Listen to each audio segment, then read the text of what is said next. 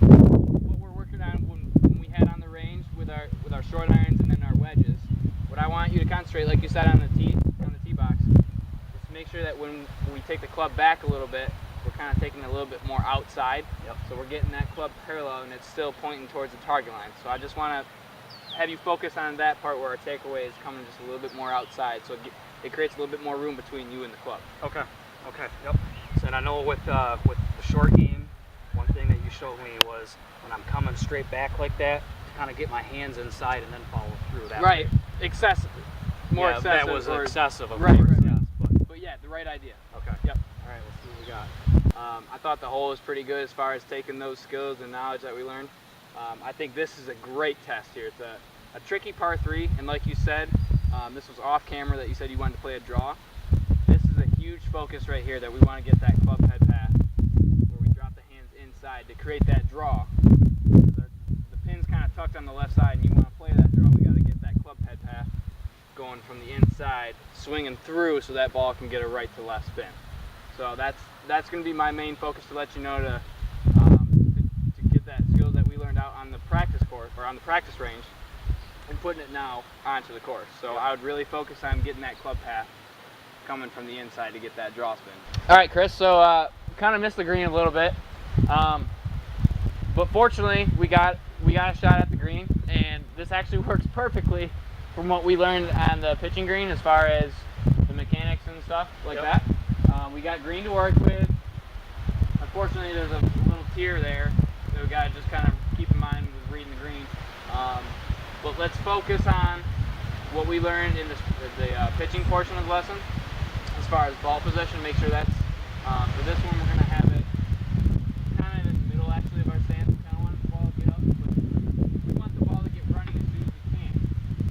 So, I want to see those hands forward, just slightly left of your center of the body. Yep. And then let's keep those wrists quiet. We want that pendulum arc that we were talking about the other day. Yep. All right, so last hole here for the lesson, or the playing lesson here. Par 5, dead straight, very narrow. So kind of what we talked about with consistency. We got to make sure that we can try and hit the fairway, A, or B, make sure it's playable, that we can find it and hit our next shot. So this goes back to the second lesson when we worked on driver a little bit more, where we kind of shortened the swing up just a little bit to work on, because we were overextending at the top of our swing. Yep. So I want you to concentrate and focus on maybe thinking 80 or 90% swing, where you can shorten that swing where it's parallel at the top of the swing. And then we want to drop the hands inside. Remember that drill that we worked on? Yep. Dropping those hands inside. And we want to swing through, getting our chest facing the target. All right. Okay? Yep. Yep, so go ahead and take it to the top for me, real quick.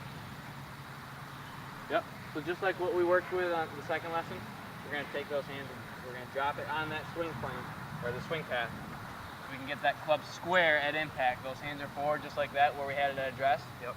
And then what we worked on for that post swing, we're going to turn our body, getting that chest facing that target.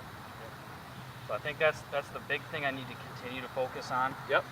I think that's for me, I feel that's the largest adjustment, because my swing path was inside, and I'm trying to make it so I'm still swinging outside, but I'm not really swinging inside as much.